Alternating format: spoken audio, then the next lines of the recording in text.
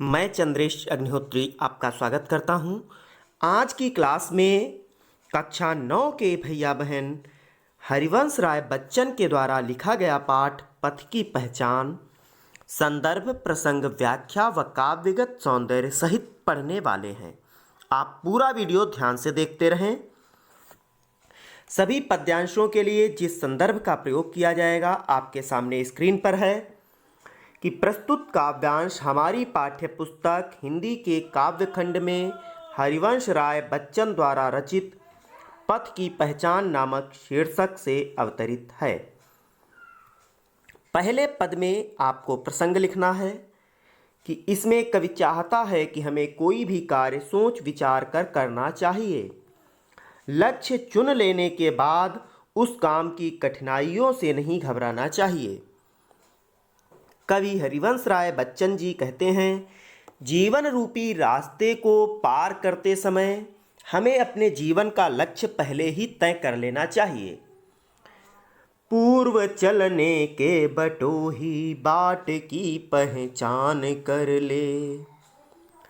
बटोही माने होता है राहगीर और बाट माने रास्ता।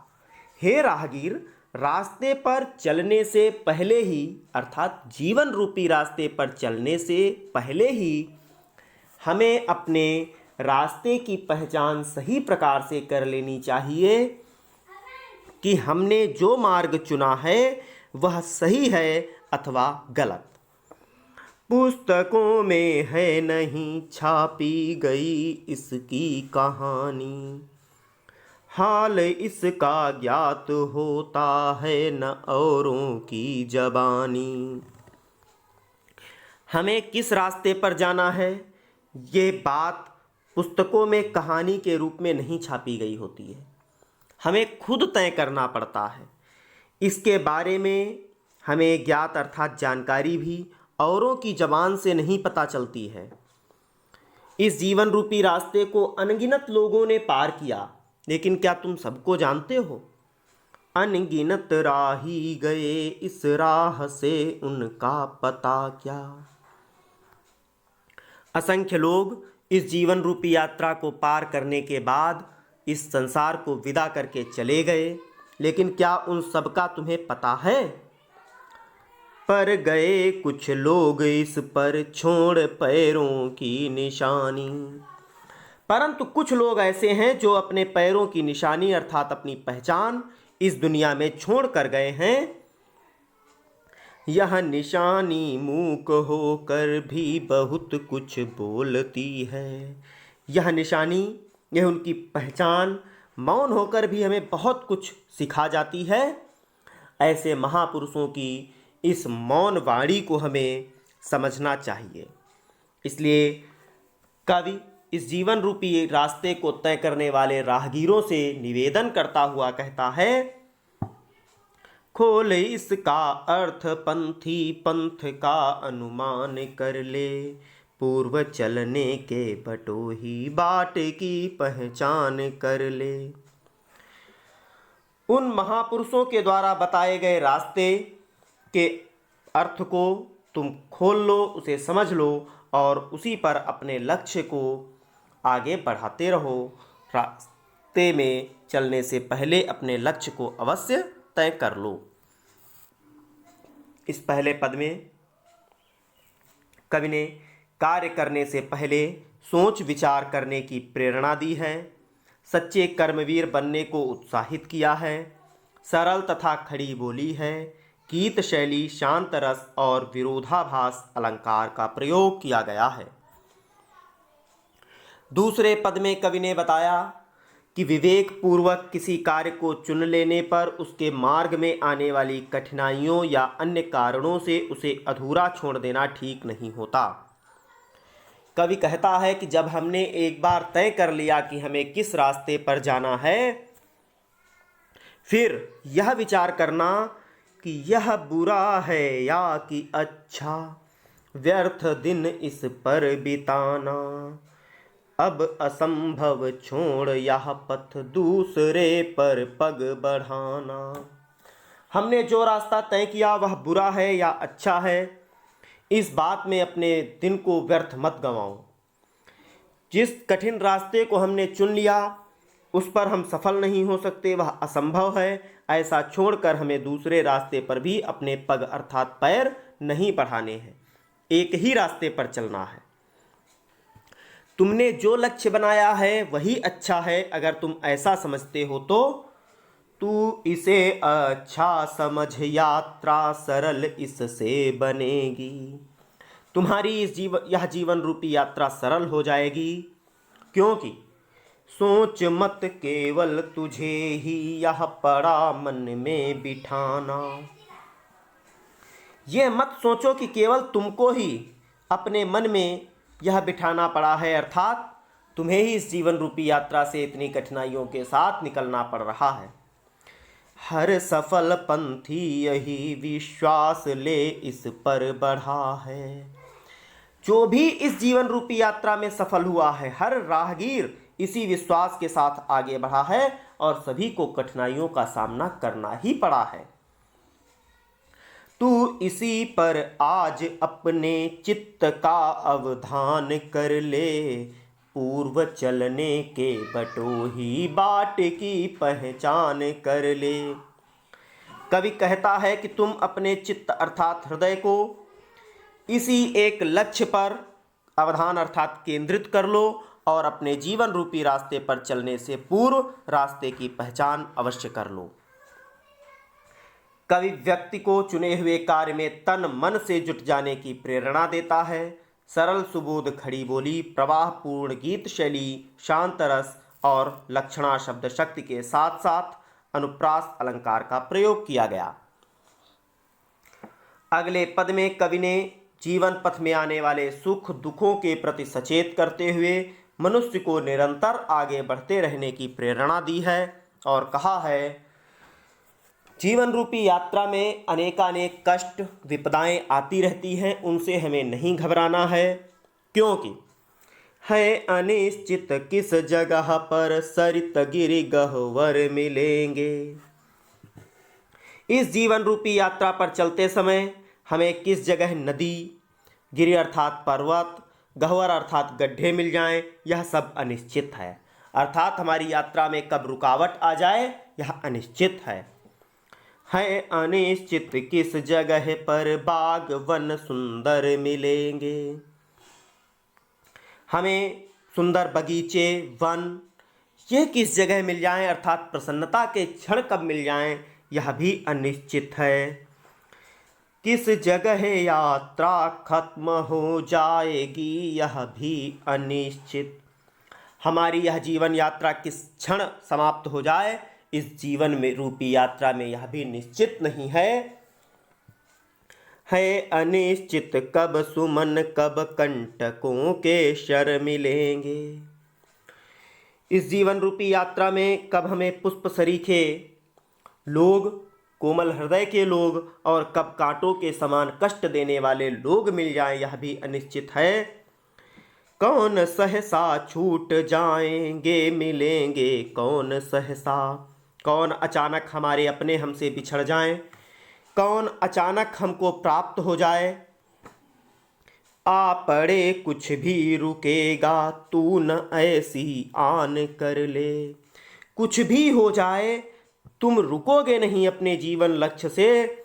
ऐसा लक्ष्य, ऐसी आन अर्थात ऐसा ध्येय अपने मन में जरूर बना लेना और जीवन रूपी यात्रा को प्रारंभ करने से पहले हमें रास्ते की पहचान अवश्य कर लेनी चाहिए कि हमने जो रास्ता तय किया है वह अच्छा है या बुरा। इस पद में कवि ने जीवन में आने वाली कठिनाइयों के प्रति मानव को सचेत किया था। सरल खड़ी बोली, प्रतीकात्मक और वर्णनात्मक शैली, शांत रस, लक्षणा शब्द शक्ति के साथ साथ अनुप्रास और रूपक अलंकार का प्रयोग किया गया है। अगले पद में कवि ने यथा स्थिति और मनुष्य की महत्वाकांक्षा में क्या तालमेल होना चाहिए, इन पंक्तियों में इस समस्या का समाधान प्रस्तुत किया है। कवि कहता है कि हमारे मन में अनेकानेक विचार उपजते रहते हैं। हमें विचार लाने ही चाहिए, हमें विचारों से मुंह नहीं फेरना चाहिए। कौन कहता है कि स्वप्नों को न आने दे हृदय में। ऐसा कौन व्यक्ति है जो ये कहता है कि अपने हृदय में सपनों को ही, नए सपनों को ही उदित मत होने दो, क्योंकि देखते सब हैं इन्हें अपनी उम्र अपने समय में। अपनी उम्र और अपने समय के, अपने परिस्थितियों के हिसाब से प्रत्येक व्यक्ति कुछ न कुछ स्वप्न अवश्य देखता है, परंतु और तू कर यत्न भी तो मिल नहीं सकती सफलता। तुम उन स्वप्नों पर प्रयास भी करते रहो, परंतु तुम्हें सफलता नहीं मिल सकती। फिर ये हमारे हृदय में उपजते ही क्यों हैं? तो कवि कहता है, ये उदय होते लिए कुछ ध्येय नयनों के निलय में। ये हमारे नयनों अर्थात नेत्रों में कुछ विशेष ध्येय अर्थात उद्देश्य लेकर के उत्पन्न होते हैं। किंतु जग के पंथ पर यदि स्वप्न दो तो सत्य दोष।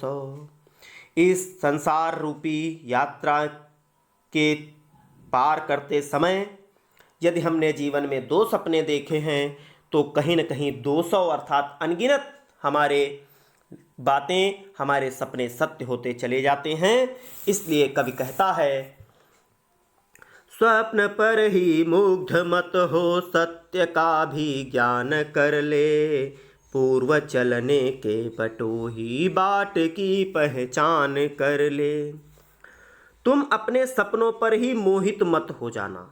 इस जीवन में सत्य क्या है, वास्तविक क्या है, इस बात का ज्ञान अवश्य करना। इसलिए कवि कहता है कि इस जीवन रूपी यात्रा को प्रारंभ करने से पहले हे राहगीर, तुम रास्ते की पहचान अवश्य कर लेना कि तुमने जो रास्ता तय किया है वह उचित है या अनुचित। इस पद में साहित्यिक हिंदी भाषा, शांत रस, प्रसाद गुण और रूपक तथा अनुप्रास अलंकार का प्रयोग किया गया है। अगले पद में कवि ने पथिक को संबोधित करते हुए किसी भी मार्ग पर अग्रसर होने से पूर्व उसमें आने वाली कठिनाइयों के प्रति आगाह कर दिया है और कहा है कि कोई भावुकता के प्रवाह में आकर किसी मार्ग पर चल पड़ना उचित नहीं। और कवि कहता है, स्वप्न आता स्वर्ग का दृग कोरकों में दीप्ति आती। जैसे ही हमारी आंखों में स्वर्ग सरीखे अर्थात बहुत बड़े लक्ष्य का सपना आता है तो हमारे नेत्रों के पुरवों में एक चमक आ जाती है। दीप्ति माने चमक। हाँ, पंख लग जाते पगों को ललकती उन्मुक्त छाती। उस सपने को पूरा करने के लिए हमारे पैरों में पंख लग जाते हैं और हमारा सीना उन्मुक्त अर्थात प्रफुल्लित हो जाता है। परंतु अचानक से कोई ऐसा क्षण आ जाता है, कुछ ऐसा कष्ट आ जाता है कि हमारा वह सपना अधूरा रह जाता है। रास्ते का एक कांटा पांव का दिल चीर देता, रक्त की 2 बूंद गिरती एक दुनिया डूब जाती। अचानक हम जिस लक्ष्य को लेकर रास्ते में जा रहे थे, जिस सपने को पूरा करने के लिए आगे बढ़ रहे थे, अचानक से कोई कांटे रूपी समस्या आकर के हमारे पैर को छलनी कर देती है, चीर देती है, अर्थात हमारे हृदय को छलनी कर देती है, दुखी कर देती है और हमारे हृदय से आंसू बन कर के पैर से जिस प्रकार से कांटा लगने पर रक्त की बूंदें गिरती हैं और हम आगे चलने का भूल करके वहीं पर बैठ जाते हैं, ठीक वैसी ही हमारे सपनों की दुनिया समाप्त हो जाती है। आँख में हो स्वर्ग लेकिन पांव पृथ्वी पर टिके हों। कवि कहता है कि अपनी आँखों में तो स्वर्ग सरीखा सपना सजो, परंतु अपने पैरों को पृथ्वी पर टिका करके चलो। अभिमान का भाव अपने हृदय में मत लाओ। कंटकों की इस अनोखी सीख का सम्मान कर ले। कांटे भी इस प्रकार की हमें विचित्र प्रकार की शिक्षा देते हैं, उनकी इस विचित्र शिक्षा का हमें सम्मान करना चाहिए, क्योंकि अगर पैर पृथ्वी पर टिके होते तो वह कांटा हमारे पैर में चुभ नहीं पाता। इसलिए पैरों को ज़मीन से टिकाए रहो। कवि कहता है कि इस जीवन रूपी रास्ते पर चलने से पहले हमें अपने राह की, अपने रास्ते की भली प्रकार से विचार करना चाहिए कि हम जिस रास्ते पर जा रहे हैं वह उचित है या अनुचित। पूरा वीडियो देखने के लिए बहुत बहुत धन्यवाद। अपने सभी मित्रों को वीडियो शेयर करें। साथ ही साथ हमें कमेंट बॉक्स में बताएं कि आपको वीडियो कैसा लगा। हम आपको अन्य वीडियो डिस्क्रिप्शन में हमने लिंक दे दिया है, वहां से सभी क्लास के वीडियोज आप देख सकते हैं। धन्यवाद। जय हिंद।